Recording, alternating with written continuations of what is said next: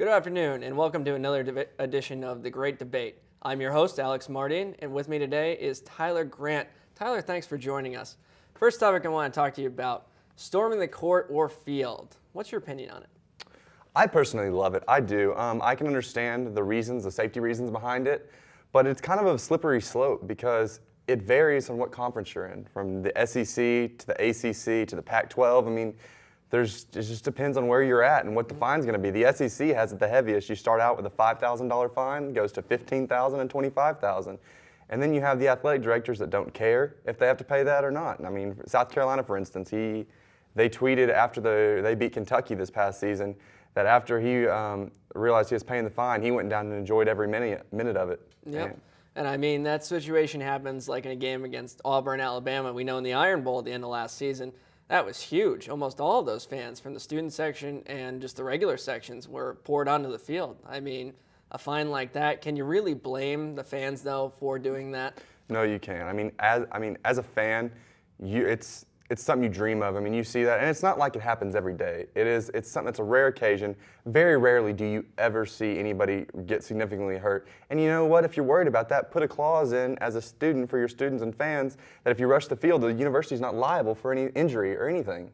Yep. No, I agree. It's a good idea and concept. I know they've had issues like in the Texas Tech game with fights when those things happen, but what can you say? If you're a fan, you're going to want to do it. I mean, I can't really debate that fact. Exactly. It's just nonsense, especially in 2011, Kentucky played Tennessee and won 10-7. They rushed the field and got a $50,000 fine. Then the same year, 2 weeks later, Ohio State played Michigan, and whenever Michigan was on a 7-year drought to beating Ohio State, Michigan rushed the field, 0 fines were paid. Yep. Oh, it's a very touchy subject, that's for sure.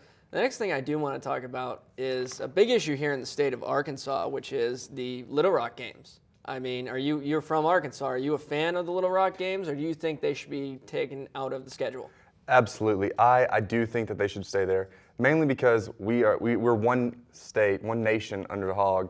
So, you know, that's what we go by and everything. You can't Fayetteville's in the northwest Arkansas, far corner. It takes hours for people to drive from anywhere else. It's been that way since 1948 when the first game was played in War Memorial. You see, I'm going to disagree with you here on this one. Being an outsider coming from a state like Rhode Island and like seeing the outside of the glass, so to speak, I think we shouldn't have them there. I think the times are changing. I think that we're the only university in the Division I athletics that has 2 home stadiums. I can't really consider it a home game when I have to leave the campus and travel 3 hours south just to go to a football game. Not only that, but I look at the numbers too. You can fit about 22,000 more fans in Donald W. Reynolds Razorback Stadium than War Memorial Stadium. That number alone brings up revenue for the entire city of Fayetteville and the university.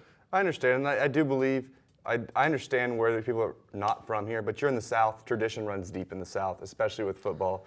And you know, the Little Rock games, the tailgating, the whole scene is completely different than Fayetteville. And you know, when that's the financial hub is Little Rock. A lot of our funding and a lot of things come from Little Rock. And there's people that, you know, Arkansas is not the richest state. There's a lot of low income class people that live in the South and East Arkansas that can never make it. In Little Rock, people plan their whole entire year around the 2 Little Rock games. And it helps a lot of small businesses in Fayetteville. And you know, the heads of Little Rock are not helping either because we are paying about $400,000 a game to play there with a $75,000 additional rental fee for the facility, which it's not easy. I mean, I think it's both sides, the Fayetteville and Little Rock, but I do think they should keep them there because it's tradition. Okay, well, the last thing I'm going to touch on is Jeff Long. He's been here since 2008. Overall, what would you give him as far as a grade, as far as his performance as the athletic director? A C-.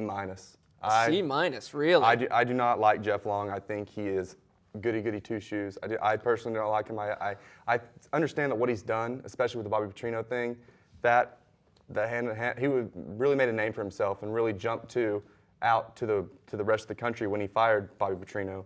But you know, I think that sometimes winning things, you have to get your hands dirty. And since he's been here, we've only been to 3 college football bowl games, and we've never made the NCAA tournament since he's been the athletic director. Yeah, but you can't debate the hires that he's had. I mean, Mike Anderson, Brett Bielema was completely out of left field as far as the football program. Nobody expected him to get that. And there's a lot of criticism for taking on Brett Bielema as the head football coach.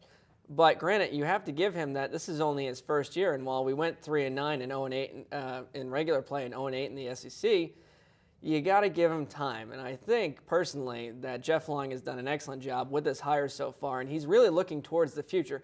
There are other sports out there too. I mean, you look at our women's soccer team. They made the NCAA tournament for the first time this season, made it to the Sweet 16 thanks to a coaching hire he made 2 years ago. Then there's also, baseball. David Van Horney's got him locked in with another contract extension, which the baseball program's doing very well, as always. And I just think he's really setting up the programs, each of them, not just football and basketball, for the long-term future. He is building for the future, but as a lot of times especially with football and basketball, which are the main sports here at the University of Arkansas, yes, baseball and yes, women's soccer and women's sports are all great, but the main money makers are basketball and football, and we have underperformed in there, especially with all the money and all the revenue and all the alumni and everything. We have everything we set up to be a contender every year, and it just doesn't happen. And it may be him, it may not. We'll learn in the future. But as of right now, I see it as a C-. I do think his recent hire with Jimmy Dykes, that was awesome. I think that's the best hire he has had as a coach or as an athletic director here. Okay.